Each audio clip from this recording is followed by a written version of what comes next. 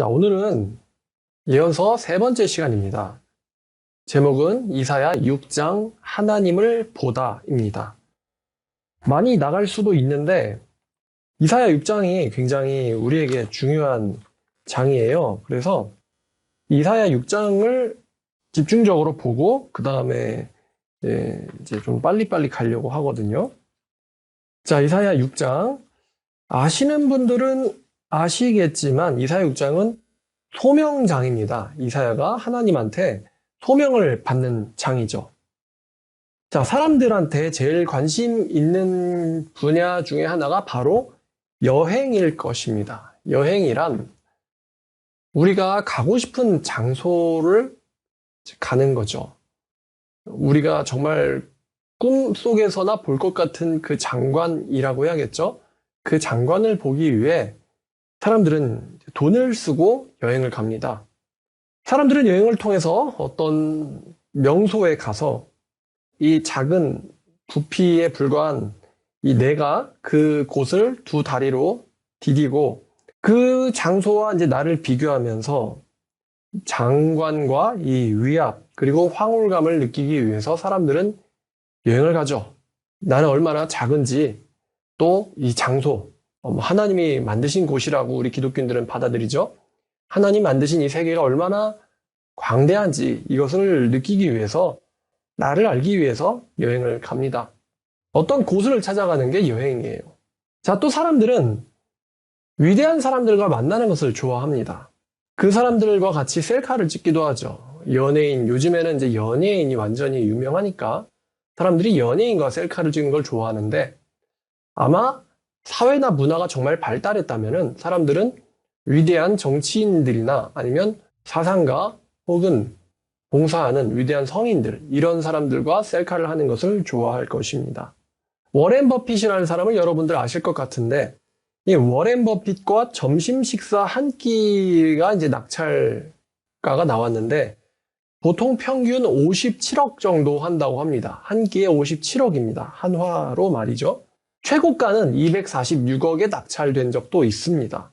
한 끼를 먹는데 246억을 내고 워렌 버핏과 한 끼를 내는 거예요. 사람들은 그런 비용을 지불하고서라도 버핏과 한 끼 식사를 하고 그와 만나고 그와 대화하는 것을 원해요. 그만큼 버핏이 위대하고 대단하기 때문일 것입니다. 자, 그래서 이 장소와 사람. 근데 이 세상에서 사실은 제가 말하고 싶은 것을 표현할 단어가 없습니다. 이 세상이라고 하면은 이것도 감당이 안 돼요. 온 우주에서, 온 피조세계에서 뭐 어떤 단어로도 지금 표현이 되지 않는 이 장소가 있거든요. 그냥 여러분들이 문맥상으로 이해해 주시길 바래요. 온 세상에서 가장 가고 싶은 곳, 장소, 또 온 세상에서 가장 훌륭하신 분, 위대하신 분. 만약에 사람들이 갈 수 있다고 가정하고요. 가장 장관이고 가봐야 할 곳으로 뽑힐 곳이 있다면 어디일까요? 바로 하나님이 계신 곳입니다. 하나님이 계신 곳일 것입니다. 솔로몬 때에 많은 나라의 왕들이 솔로몬이 있는 곳을 보고자 솔로몬의 왕궁과 보좌가 있는 곳을 보고자 많은 예물을 싸들고 왔습니다. 마찬가지로 하나님이 앉으신 그 보좌, 하나님이 계신 곳, 그곳의 광경을 볼 수 있다면 사람들은 어떠한 비용을 지불하고서라도 그곳을 가려 할 것입니다. 그곳에서 느껴지는 이 장관과 이 위압감과 황홀감을 느끼기 위해서 말이죠. 또 우리가 만날 수만 있다면, 그분과 대화할 수만 있다면 수백억, 수천억이라도 지불하고서 대화를 할 수 있다면 꼭 만나야 될 분이 있다라고 하면 바로 하나님일 것입니다. 이 선지자 이사야가 하나님을 만나는 장면이 바로 이사야 6장입니다. 이만큼 이사야 6장이 성경 전체에서 또 이사야에서도 굉장히 중요한 장입니다. 그래서 제가 성경을 읽다가 이사야를 읽다가 6장 넘어서의 설교를 한 번에 이 강의로 넣을까 하다가 6장 자체가 가지는 의미가 너무나 굉장하고 또 중요하기 때문에 이 6장만을 오늘 설교하기로 했습니다. 하나님이 계신 그 곳, 그 광경, 이게 에스겔에서도 환상 속에 성전이 나옵니다. 성전은 하나님이 계신 곳이죠. 그곳에 이 에스겔서에서는 성전 묘사에 하나님은 등장하지 않습니다. 또 다니엘서 7장에서도 이 하나님이 계신 곳이 등장합니다. 다니엘 7장에서도 다니엘이 본 곳이기도 하죠. 또 고린도 후서 12장을 가면은 사도 바울도 갔던 장소이기도 합니다. 사도 바울이 낙원을 갔다고 말을 하죠. 그리고 요한계시록, 즉 성경의 마지막 장에서 등장하는 장소이기도 합니다. 요한계시록 21장, 22장에서 하나님이 계신 곳, 하나님의 보좌가 묘사되죠. 또 우리에게 친숙하게는 예수님의 제자들, 이 예수께서 승천해서 오르신 곳이기도 합니다. 승천하셔서 하나님의 우편에 좌정하셨죠. 그 하나님의 우편, 그 좌정하신 곳, 그 하나님의 보좌에 대한 장이 바로 이사야 6장입니다. 이 이사야 6장은 요한계시록 4장처럼 하나님의 보좌를 다루는 모든 말씀들의 원형이기도 합니다. 그러니까 다니엘서도 이사야의 영향을 받았고 에스겔서도 이사야의 영향을 받았을 것이고 또 요한계시록은 말할 것도 없이 이사야의 영향을 아주 강하게 받았어요. 하나님의 보좌를 다루는 모든 말씀들의 원형이 바로 이사야 6장이라는 것이죠. 자, 이제 시작하겠습니다. 자, 선지자는 우리에게 때를 알려줍니다. 6장 1절 우시야 왕이 죽던 해에라고 이 때를 알려줍니다. 그럼 우시야 왕이 언제 죽냐? 우시야 왕은 기원전 739년쯤에 죽습니다. 자, 739년에 그럼 왜 하나님을 만나는 이야기인데 우시야 왕이 죽던 해라는 것을 이야기했을까? 어쩌면 두 가지 의미가 있을 것 같습니다. 첫 번째는 이사야가 본인이 경험한 것을 이제 사실이라는 이야기를 하고 싶어서 때를 기록한 것일 수도 있고요. 자, 두 번째는 이 우시야 왕이 가지는 정치적인 가치 때문입니다. 정치적인 가치 때문에. 여러분, 우시야는요, 역대하 26장 5절을 한번 보면, 자, 우시야, 우리가 배운 적이 있는 사람이죠? 여러분들 복습 한번 되시라고 읽어보겠습니다. 역대하 26장 5절을 보면, 우시야는, 자, 4, 5절이죠. 4, 5절 같이 볼게요.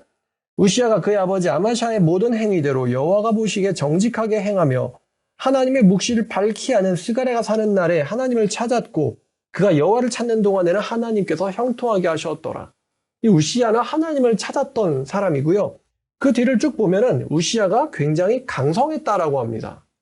제가 여러분들에게 이야기를 했었는데 이 우시야는요, 요새를 건축하고 국방을 튼튼하게 한 사람이에요. 그리고 농경, 이제 우리로 치면 이제 경제의 기반에 해당하죠. 이 농경을 굉장히 좋아했던 사람. 10절에 보니까 우시야는 농사를 좋아했다고 해요. 그러니까 농경을 발전시킨 사람이기도 하고 또 15절을 보면은 이 대장장이들을 시켜서 굉장한 무기들을 또 고안하게 합니다. 그래서 국방과 무기, 국방 개혁을 일으키고 신무기를 만들어서 성읍에 배치해서 나라가 굉장히 위대하게 만들었던 사람이 우시야예요. 하나님께서 그를 형통하게 했다고 했죠. 근데 이 우시야가 경제적으로 또 농업에서 또 국방에서 국제적으로 나라를 힘있게 하던 사람인데 이 우시야가 이제 문제가 있었죠. 뭐냐면은 제사장만 드릴 수 있는 분향을 자기가 대신하려다가 하나님에게 저주를 받고 문둥병이 발해서 별궁에서 격리를 당한 사람이 이 우시야입니다. 그러니까 이제 하나님, 이제 좀 교만이 있었죠. 훌륭한 왕이지만서도 좀 교만이 있었어요. 어찌됐든 우시야는 굉장히 훌륭한 사람임은 분명합니다. 굉장히 뛰어난 사람이었어요. 자, 근데 이 우시야가 죽던 해에라는 것은 어떤 의미가 있겠습니까? 즉, 이스라엘의, 이제 남유다에 그림자가 드리우기 시작했다. 이런 뜻이죠. 남유다에게 번영의 시대가 끝나고 그림자가 드리우기 시작했다. 이런 의미가 되겠습니다. 자, 그래서 우시야가 죽던 해라고 이제 6장 1절, 이스라엘의 그림자가 드리우던 해, 뭐 이렇게 해석하면 될 것 같아요. 자, 그때 이사야가 환상 가운데서 주님을 봅니다. 이사야가 아마도 주님을 진짜 본 것 같아요. 자, 주께서 있는 곳을 묘사를 해요. 하나님의 모습을 묘사하는데 주께서 높이 들린 보좌에 앉으셨다라고 합니다. 높이 들린 보좌. 주님이 높으시든 아니면 보좌의 위치가 굉장히 높든 엄청난 이 위압감을 들 것 같아요. 여러분들이 어디 영화에서 보셨을 수도 있을 것 같은데요. 왕의 보좌인데 이 등받이가 굉장히 높아서 한 막 위로 20m, 30m 솟아있는 10m, 20m 이렇게 솟아있는 그런 보좌 있잖아요. 정말 그 나라에 한 명밖에 없는 사람이 앉는 의자. 그런 보좌를 한번 떠올려 보십시오. 그 의자의 등받이가 엄청나게 높다. 그러면은 그 보좌를 아래서 내려다볼 때 이 느껴지는 위압감이 있을 것입니다. 높이 들린 보좌. 그러니까 우리랑 같은 높이에서 말하고 대화할 수 있는 사람이 아니라 우리가 우러러 봐야 되는 위치에 계신 분이라는 것이죠. 그 높이 들린 보좌라는 것이 이 하나님의 위치가 어떠한가를 우리에게 상상하게 합니다. 자, 높이 들린 보좌에 앉으셨는데 그의 옷자락이 성전에 가득했다라고 합니다. 여러분, 한번 이제 생각해 보죠. 우리가 옷자락이 굉장히 길다. 여러분들이 옷자락이 긴 것을 입을 때가 남자분들은 없죠. 남자분들은 없고 여자분들은 있습니다. 바로 예식장에서죠. 예식장에서 굉장히 질질 끌리는 옷을 입습니다. 고대에도 질질 끌리는 옷을 남자들이 입곤 했습니다. 어떤 사람들이 입었느냐? 굉장히 권력을 가지고 권위가 있고 높은 사람들이 이 질질 끌리는 옷을 입습니다.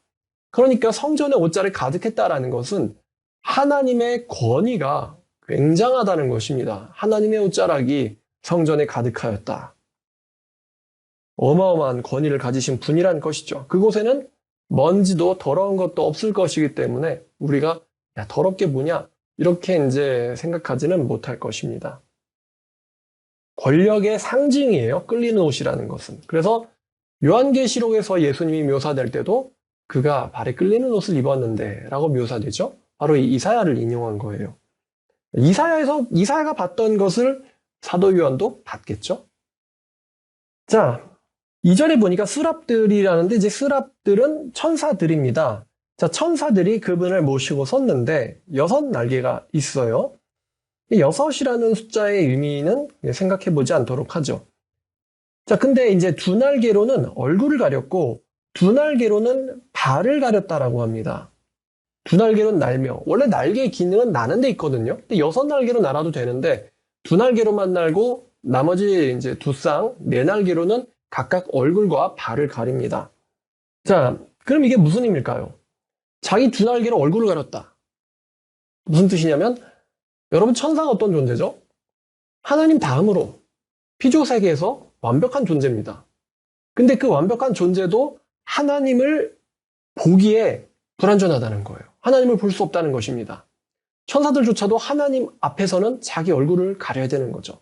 그래서 날개로는 자기 얼굴을 가렸다. 천사조차도 하나님 앞에서는 자기 얼굴을 가렸다. 그분의 영광을 보기에는 자기가 너무 부족하니까. 또 나머지 2 날개로는 자기의 발을 가렸다라고 하는데 발을 가렸다라는 것도 가능하고 몸을 가렸다라는 것도 가능합니다.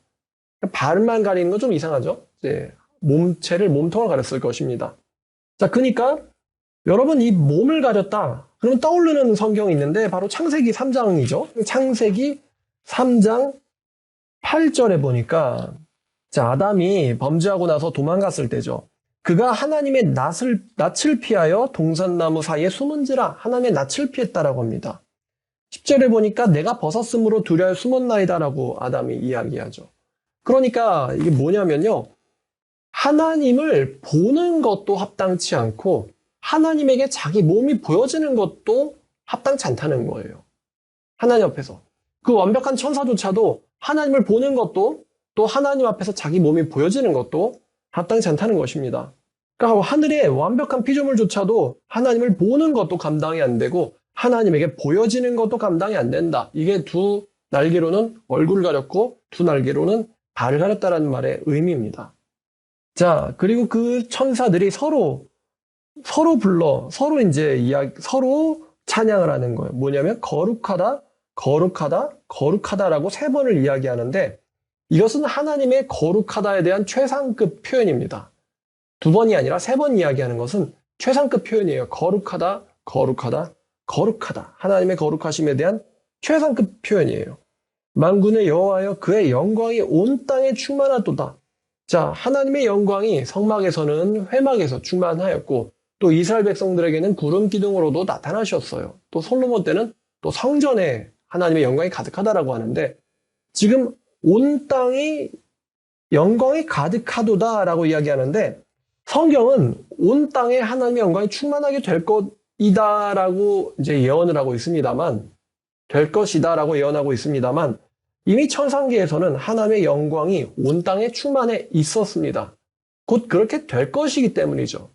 제가 다니엘 설명할 때 말씀드린 적이 있는데 천상에서의 세계는 지상에서의 미래와도 같습니다. 천상에서 일어난 일은 지상에서 이루어지게 되는 것이죠. 그래서 온 땅에서도 영광이 충만하게 될 것이다. 그러나 천상 버전에서는 영광이 온 땅에 충만하도다 라고 이야기하는 거죠. 자, 이 천사들이 거룩하다, 거룩하다, 거룩하다 하나님의 거룩에 대한 최상급 표현으로서 화답을 하는데 이 화답하는 자의 이 천사들의 소리로 이 천사들의 합창이죠. 천사들의 합창으로 말미암아 문지방의 터가 요동한다라고 했습니다. 여러분 이 거룩한 찬송 소리에 하나님이 계신 이 성전이 요동을 합니다. 진동이 느껴지는 거죠. 그 곳에 섰을 때를 한번 여러분 생각해 보시죠. 천사들의 거룩하다라는 그 화답의 소리에 그곳이 진동합니다. 그곳에 섰을 이 피조물의 느낌을 한번 여러분 상상을 해 보시길 바래요. 저도 잠깐 상상을 해봤는데 정말 인간의 이 건방짐이라든가 어리석음은 온데간데 있을 수가 없겠죠. 거기서는. 자, 그 찬송 소리로 성전의 터가 요동하며 연기가 충만한지라. 연기가 충만하다는 건 하나님을 직접적으로 대놓고 보는 것이 허락되지 않는다는 이야기예요. 연기가 충만하다는 것은 하나님을 또렷하게 분명하게 바로 보는 것이 불가능하고 어렵다는 거예요. 그래서 연기가 충만했어요. 성전에는. 자, 그곳에 섰을 때 이 피조된 인간이 느끼는 것은 요한계시록에 사도 요한이 느꼈던 것과 마찬가지일 것입니다. 사도 요한은 어쩔 줄 몰라서 죽은 자 같이 되어서 그 발에 엎드렸다고 했어요. 이사야는 그 광경을 보자마자 자기에게 화를 선포합니다. 5절이죠. 내가 말하되 화로다 나여 망하게 되었도다 라고 합니다.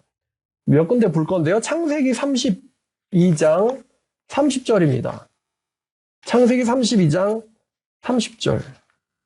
자, 야곱이 그곳 이름을 브니엘이라 하였으므로 그가 이르기를 내가 하나님과 대면하여 보았으나 내 생명이 보존되었다 함이었더라. 출애굽기 33장 20절을 보겠습니다. 출애굽기 33장 20절 하나님이 이르시되 네가 내 얼굴을 보지 못하리니 나를 보고 살 자가 없음이니라. 또 사사기 보겠습니다. 13장 21, 22절입니다. 여호와의 사자가 마노아와 그의 아내에게 다시 나타나지 아니하니 마노아가 그제야 그가 여호와의 사자인 줄 알고 그의 아내에게 이르되 우리가 하나님을 보았으니 반드시 죽으리로다 하니. 자, 하나님을 본 인간의 반응이죠. 하나님을 보고 살 자가 없다. 근데 이사야가 하나님과 보좌와 천사들을 본 거예요. 내게 화로다. 내가 망하게 되었도다. 왜 망하게 되었느냐? 거룩하신, 지극히 거룩한, 거룩하다의 최상급 표현이 붙는 분 앞에서 이사야는 어떤 사람입니까? 나는 입술이 부정한 사람이요. 나는 입술이 부정한 백성 중에 거주하는 사람이다. 이게 이제 망하게 된 이유예요. 하나님의 두려울 정도의 거룩하심과 하나님의 초월하심과 광대하심을 경험했을 때 하찮은 인간이 어떻게 반응하느냐? 인간은 유한하고 오류토성이에다가 더럽고 냄새나고 어리석고 죽을 수밖에 없는 실수투성이인 한시적인 존재입니다. 한시적인. 정말 한시적이죠. 그런데 이런 존재가 영광스럽고 완전하며 무한한 존재를 만났을 때 이사야가 고백을 하는 거죠. 나는 부정하다. 망하게 되었도다. 근데 잘 보면은 자기가 부정하다고 말하지 않고 입술이 부정하다. 입술이 부정한 백성 중에 거주하는 자다. 이런 입술 이야기가 나오거든요. 그래서 이 말씀을 어떻게 여러분들을 설명할까 하다가 이제 마태복음 15장이 떠올랐어요. 자, 마태복음 15장 11절입니다. 자, 예수님이 말씀하세요. 입으로 들어가는 것이 사람을 더럽게 하는 것이 아니라 입에서 나오는 그것이 사람을 더럽게 하는 것이니라. 자, 그 다음에 또 17절부터 읽겠습니다. 입으로 들어가는 모든 것은 배로 들어가서 뒤로 내버려지는 줄 알지 못하느냐. 입에서 나오는 것들은 마음에서 나오나니 이것이야말로 사람을 더럽게 하느니라. 마음에서 나오는 것은 악한 생각과 살인과 간음과 음란과 도둑질과 거짓 증언과 비방이니 이런 것들이 사람을 더럽게 하는 것이요. 씻지 않은 손으로 먹는 것은 사람을 더럽게 하지 못하느니라. 여기서 이제 예수님께서 입술이 어떤 곳이냐면 마음의 더러움을 나타내는 곳이라고 했거든요. 즉 입술이 부정하다는 것은 마음이 부정하다는 말이에요. 마음이 부정하니까 입술로 죄를 짓는 것이죠. 마음이 약하기 때문에 마음이 죄악스럽기 때문에 이 죄악스러운 마음을 입술로 표현하는 것입니다. 그래서 입술이 부정하다는 것은 즉 마음이 죄악스럽다라는 뜻이에요. 마음이 죄악스럽다. 마음이 죄악스러운데 하나님은 지극히 거룩하심으로 그 하나님을 본 내가 하루다 이게 이사야의 말인 것입니다. 자, 근데 6절에 보니까 천사 중에 하나가 부젓가락으로 제단에서 집은 바 핀 숯을 손에 가지고 내게로 날아와서 천사가 제단에서 숯을 가지고 내게로 날아왔다고 합니다. 그러면서 그것을 내 입술에 대며 입술에 댔다고 하죠. 이르되 보라 이것이 내 입에 닿았으니 네 악이 제하여졌고 네 죄가 사하여졌느니라 하더라. 그러니까 이제 입술이 정해졌다가 아니라 아까 입술에서 나오는 게 마음에서 나온다고 했죠. 네 죄가 네 악이 제해지고 사해졌다. 즉 네가 죄삼을 받았느니라 라고 천사가 이야기를 하거든요. 자, 그러면은 천사가 숯을 가져왔는데 무슨 의미일까요? 잘 보면 이 숯의 정체를 우리가 추측을 할 수 있죠. 어디서 가져왔다라고 얘기하냐면 제단에서 가져왔다는 것이죠. 그럼 제단에서 숯을 가져왔다는 것은 제단에서 어떤 제물이 희생제물이 드려졌다는 이야기 아니겠습니까? 그러니까 희생제물이 하나님께 드려졌고 이 희생의 제사가 드려지고 나서 이 남은 게 바로 이 숯인 것이죠. 타고 남은 거예요. 그 숯을 가져왔다는 건 이미 이사야를 위해서 희생제사가 드려졌다는 것입니다. 그래 희생제사 드려졌으니 네 죄가 사해졌다는 거예요. 제가 이걸 보면서 이런 또 생각이 들더라고요. 이사야가 선행을 해서 율법을 지켜서 이사야가 제사를 드려서 하나님께 용서받은 게 아니에요. 이사야가 하나님을 봤을 때 이미 제사는 드려져 있었어요. 그리고 천사가 그 제사가 드려진 증거인 그 숯을 가져와서 이사야 입술에 대면서 네 죄가 사해졌다라고 선포를 합니다. 선언을 해요.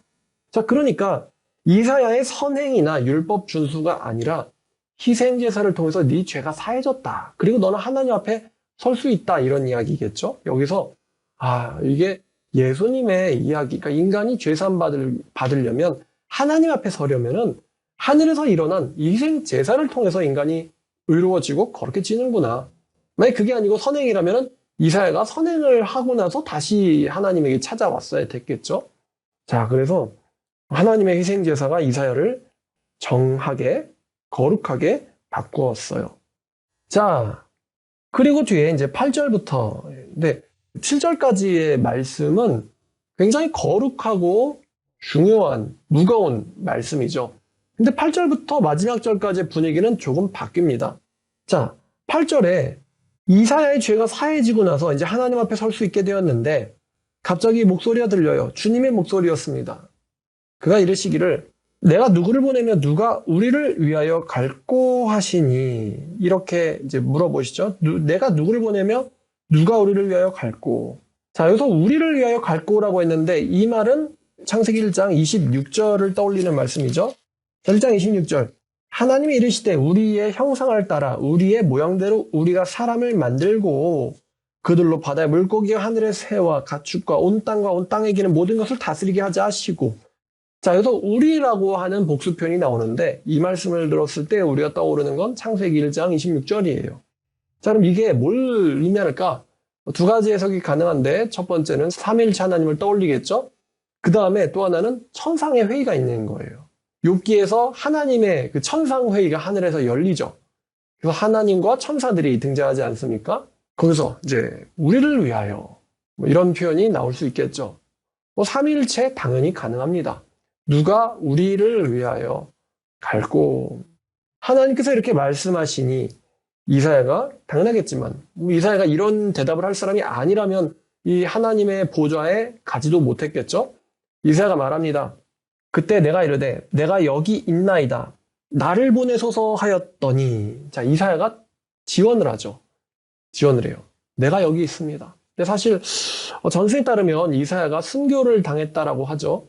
이사야가 순교를 당했다고 하는데 사실라면 이사야가 자기가 자원한 대가로 순교의 잔을 마시게 됩니다만 정말 이사야는 대단한 사람이구나 라는 생각을 하게 합니다. 대단한 사람이에요. 사도 바울도 마찬가지지만 자기가 죽게 될 것을 바울은 알았죠. 그럼에도 불구하고 사도로서의 삶을 사는 것을 포기하지 않았습니다. 아마 사도 바울도 똑같은 질문을 받았다면 예수님이 이르시되 내가 누구를 보내지? 그러면 분명 바울도 내가 여기 있으니 나를 보내라고 자원했을 것입니다. 근데 이사야가 자원을 합니다. 내가 여기 있으니 나를 보내세요. 자, 이제 여기서부터 뭐가 나오냐면 바로 사명 위임이 나오죠. 하나님의 명령, 하나님의 사명이 이사야에게 위임됩니다.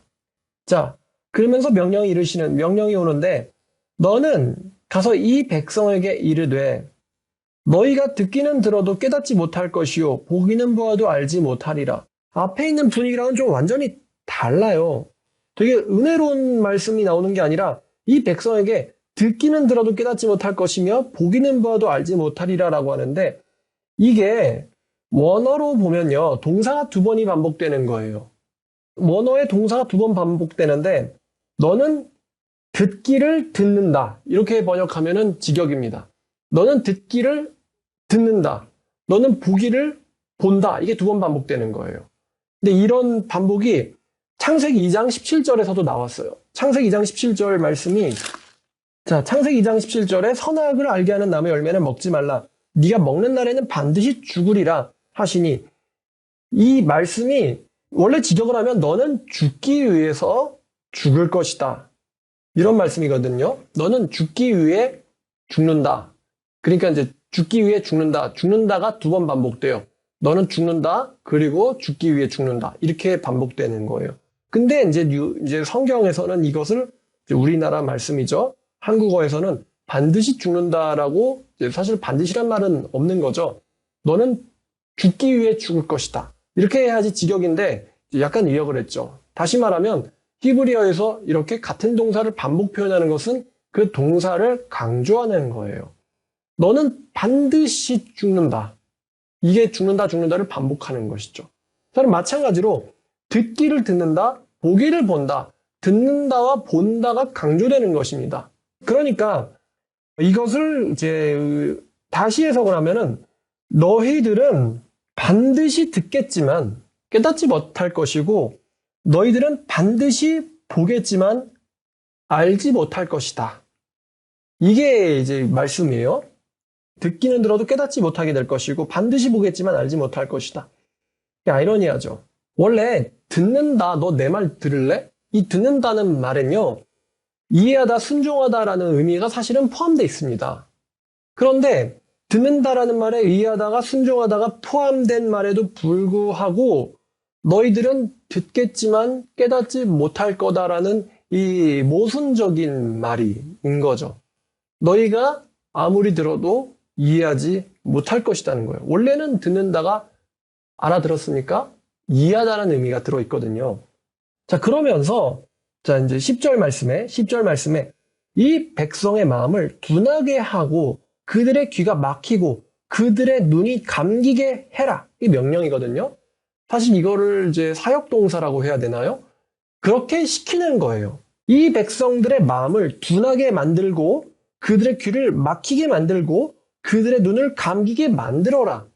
그렇게 만들기 때문에 그거에 대한 이제 결과가 9절인 거죠. 9절에 막혔으니까 들어도 알지 못하고 또 보아도 알지 못한다. 들어도 깨닫지 못하고 보아도 알지 못한다. 막혔기 때문에 9절의 결과 나오는 거거든요. 근데 10절에 걔네들의 마음을 막아놔라 이거예요. 막아놔라. 왜 막아놓으라고 말씀하시냐면은 그들이 혹여나 눈으로 보고 귀로 듣고 마음으로 깨닫고 다시 돌아와 하나님에게 고침을 받을까 하노라라는 말씀이에요. 이 말씀 참 해석하기 어렵죠. 하나님께서는 분명히 사랑이시고 우리의 구원을 원하실 텐데 왜 이사야, 선지자 이사야, 계시의 선지자 이사야를 통해서 그들의 눈과 귀를 막으라라는 말씀을 하셨을까? 왜 그들이 듣고 와서 나에게 와서 고침받고 깨달을까? 예, 하노라, 염려하노라, 이제 이런 의미가 들어있죠. 왜 그런 것을 하나님께서 막으셨을까? 이런 고민이 필요한데 여러분 하나님의 진리를 알고 깨달으려면 이사야가 경험한 것을 경험해야 돼요. 그게 뭐냐면 하나님 앞에 나타나줘야 됩니다. 자기가. 하나님 앞에 나타나줘서 하나님 앞에서 드러나서 내가 얼마나 부정한지 그리고 하나님은 얼마나 위대하고 높으시고 거룩한 분인지 이게 깨달아져야 되거든요. 내게 화로다. 내가 망하게 되었도다. 그리고 이사야가 경험한 것처럼 이 수치 자기 입술에 대어져서 자기가 정화되는 것을 경험을 해야 돼요. 그래야지 이 하나님 앞에 나설 수가 있는 자격이 있는 거죠. 그런데 이사야가 경험한 이런 경험 없이 하나님 앞에 혹은 하나님의 공동체 안에 들어온다고 생각해 보시죠. 그게 얼마나 그 사람에게 그 공동체에게 위험하겠습니까? 하나님 앞에 설 자격이 준비가 안 돼 있는데 하나님 앞에 나타나진다는 거. 또 하나님 앞에서 거룩하지 않은데 그 하나님의 공동체 안에 들어간다는 거가 얼마나 위험할까요? 이러한 이사야가 경험한 과정을 거치지 않고 하나님의 말씀을 듣고는 어설프게 공동체 안에 들어간다면 이러한 공동체는 유익하지 못하고 오히려 치명적일 것입니다. 그래서 하나님께서는 이사야와 같은 사람들과 그렇지 못한 사람들을 철저하게 분리하기 위해서 그들의 눈을 감기고 그들의 귀도 닫히게 해라. 왜냐하면 그들이 듣고 혹여나 이 공동체에 들어올까 한다라고 말씀하셨던 것입니다.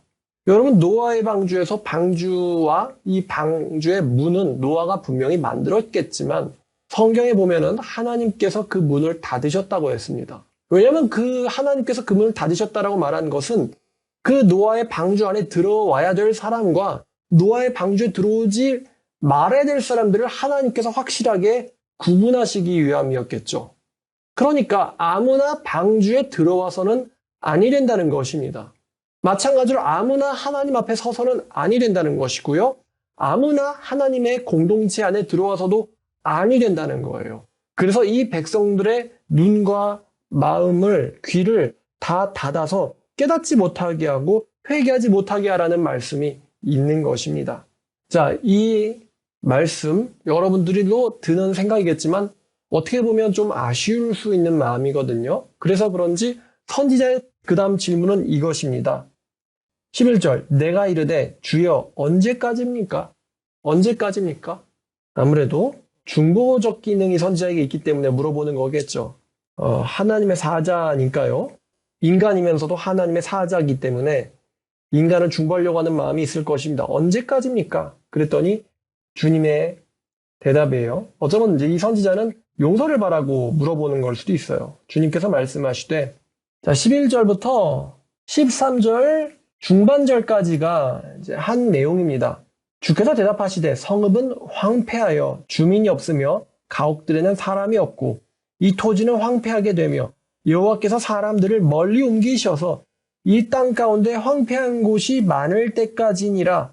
그 중에 10분의 1이 아직 남아있을지라도 그 10분의 1도 황폐하게 될 것이나 밤나무와 상수리나무가 뱀을 당하여도 자 여기까지 자 10분의 1이 남을 때까지 그리고 그 10분의 1마저도 황폐하게 될 것이다 라고 주님이 말씀하셨어요. 언제까지니까?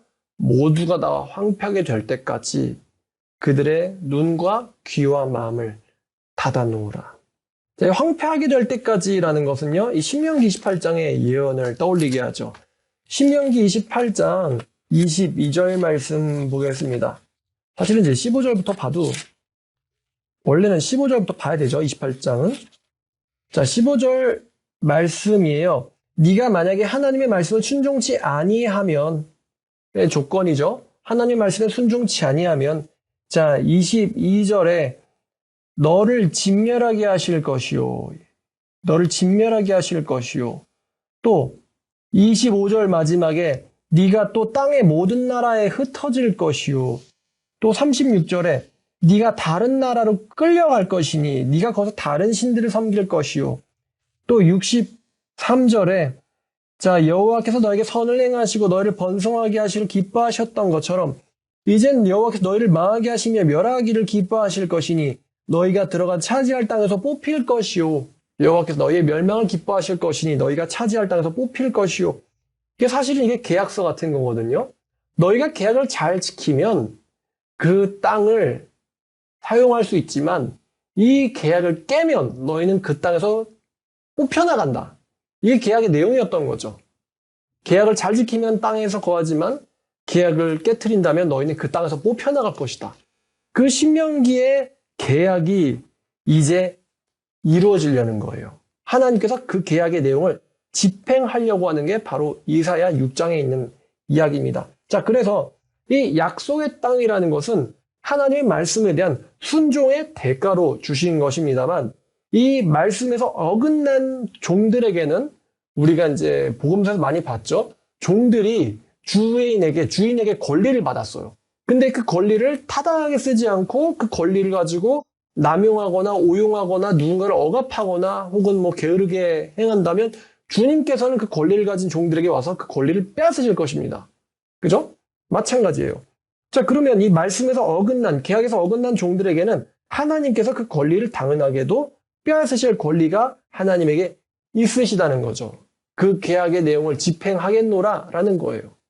신명기 28장에서. 그러니까 이사야 6장 11절부터 13절까지 나온 이 저주의 말씀들은 하나님께서 심한 내용을 말씀하신 게 아니고 이미 신명기에서 말씀하신 것을 세 절로 줄여놓은 것입니다.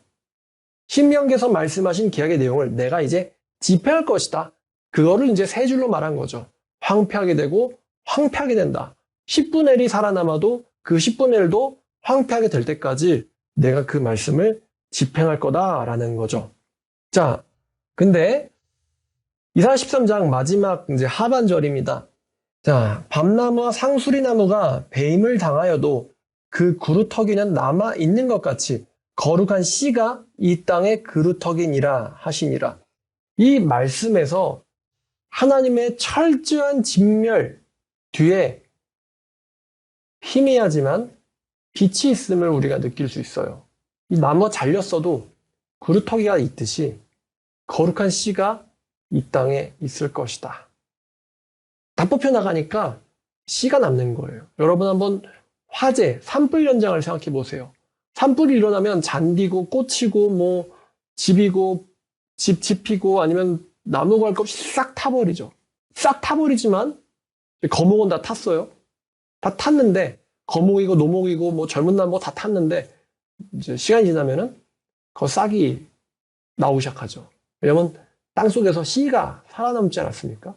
화마를 피해서 이 씨가 살아남았기 때문에 또 새로운 싹이 자라기 시작하는 거예요. 마찬가지예요. 거목도 노목도 다 타고 젊은 나무도 묘목도 다 타지만 거룩한 씨가 이 멸망 가운데서 자라나기 시작할 거다라고 예언을 하셨어요. 자, 이제 이렇게 이사야 6장 하나님의 보좌와 이사야의 사명 위임에 대해서 우리가 봤어요. 이 이사야 6장 같은 경우는요, 사실 성경 전체를 꿰뚫는 내용입니다. 왜냐면요, 구약 성경을 꿰뚫죠. 구약 성경 하나님의 계명을 지키면 축복을 받지만 하나님의 계명을 파괴하면은 멸망을 당한다라는 내용과 또 멸망을 실제로 당했던 역사서의 이야기들, 그 내용을 예언하고 있는 예언이기 때문에 성경 전체를 꿰뚫어요. 하나님께서는요, 철저하게 멸망시키십니다. 10분의 1 남을 때까지, 그리고 그 10분의 1마저도 황폐하게 될 때까지, 그때까지 멸망시키겠다라고 말씀하셨어요. 하나님의 이 계획은 작정되어 있기 때문에 결코 철회되지 않습니다. 철회되지 않아요. 이사야가 아무리 말려도요, 이사야가 무슨 말을 하더라도 하나님의 그 계획은 철회되지 않습니다. 이사야도 어쩌면 그 마음을 알기에 안 하시면 안 돼요 라고 물어본 게 아니라 언제까지예요 라고 물어본 거예요. 영원히 멸망시키실 겁니까? 언제까지 그 멸망을 내리실 겁니까?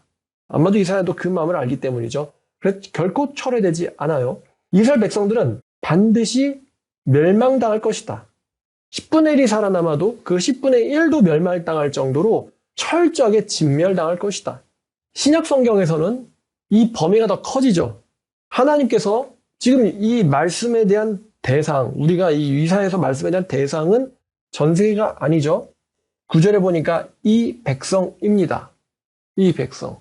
이스라엘 백성을 말하는 거죠. 왜냐하면 이스라엘 백성이 하나님과 계약 체결을 한 당사자들이기 때문에 이스라엘 백성들이 대상이에요. 신약에서는 범위가 점점 커져요. 점점 커져서 신약에서는 전 세계가 그 범위가 됩니다. 신약에서는 이방인까지도 멸망을 당하게 될 것입니다. 그리고 이 멸망은 우리가 이제 지난번에 이사야를 볼 때 하나님의 그 날에 사람들이 하나님의 영광을 피해서 숨게 될 거라고 그랬어요. 토굴과 바위 틈에 숨게 될 거라고 했는데 신약에서는 그 범위가 커져서 어느 누구도 하나님 앞에 서지 못할 정도로 그 하나님의 멸망시키심은 굉장히 무섭고 엄청난 일일 것입니다. 이게 모든 이방인에게 내려올 일이에요. 자, 그런데 이제 하나님께서 이사야에서 지금 여기 거룩한 씨가 그루터기처럼 남을 거다라고 말씀하셨는데 하나님이 한 줄기의 빛을, 즉 거룩한 씨를 남기실 것이라고 말씀하셨죠. 그 씨는 세스바살, 스룹바벨, 에스라, 느헤미야를 가리키는 것이었습니다. 우리가 역사에서 배웠죠. 이 사람들이 이 멸망당한 예루살렘을 재건을 하기 시작한 사람들이죠. 어떤 사람은 성전의 기초를 놓기도 하고 어떤 사람은 성전을 완공하기도 하며 어떤 사람은 성곽, 성벽을, 도시를 건축하기도 하고요. 어떤 사람들은 백성들에게 마땅히 지켜야 할 법률과 문화, 그리고 율법, 말씀, 가르침, 이런 교육을 담당하기도 합니다. 이스라엘을 재건하는 사람들이었죠. 자, 이 사람들이 이 이사에서 나온 거룩한 씨겠죠. 사람을 가리키는 거죠. 그루터기니라. 자, 마찬가지입니다. 전 세계가 멸망을 당하겠지만 어떤 말씀을 인용하는 것입니다. 진실로 주님의 이름을 부르는 자는 그 멸망 가운데서 구원을 얻을 것이다 라는 것이죠. 하나님께서 이 멸망을 전 세계에 집행하시겠지만 구원을 얻는 사람들이 있습니다. 그러나 여러분 이사야 말씀을 보면은 멸망을 당하는 사람들이 많습니까? 아니면 거룩한 씨에 해당하는 사람들이 많습니까? 거룩한 씨에 해당하는 사람들이 훨씬 적지요? 적어요. 철저한 진멸 가운데 살아남는 사람들. 마찬가지로 하나님의 이름을 진실로 부르는 사람은 이방인이든 유대인이든 구원을 받겠지만 결코 그 수는 많지 않겠죠.